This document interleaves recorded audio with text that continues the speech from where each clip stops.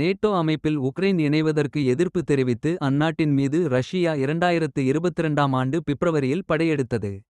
இந்நிலையில் போர் தொடுத்து 2 ஆண்டுகள் ஆகியும் இருதரப்பிலும் அமைதி பேச்சுவார்த்தையில் பலன் ஏற்படவில்லை. போரை முடிவுக்கு கொண்டுவரும் முயற்சியும் தோல்வியிலேயே முடிந்தது. உக்ரைனுக்கு எதிரான போரில் 10,000 வடகொரிய வீரர்களை அனுப்ப ரஷ்யா திட்டமிட்டுள்ளது என அமெரிக்கா குற்றச்சாட்டாக கூறியிருந்தது.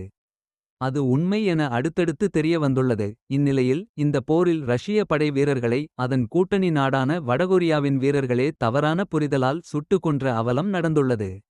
குர்ஸ்க் பகுதியை ஆக்கிரமிப்பு செய்யும் முனைப்பில் ரஷ்ய படைகள் ஈடுபட்டு இருந்தன.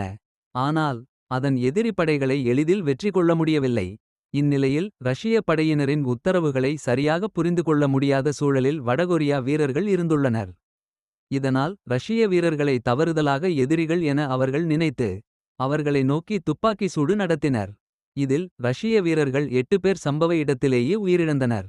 ரஷ்யாவுக்கு இந்த ஒரு விஷயம் மட்டுமே முக்கிய சவால் என்றில்லாமல் உக்ரைனுக்கு வடகொரிய வீரர்களை அழைத்து வந்ததில் பல சவால்களை சந்தித்து வருகிறது. அதில் உத்தரவுகளை வீரர்கள் சரியாக புரிந்து கொள்ளாத விஷயமும் அடங்கும்.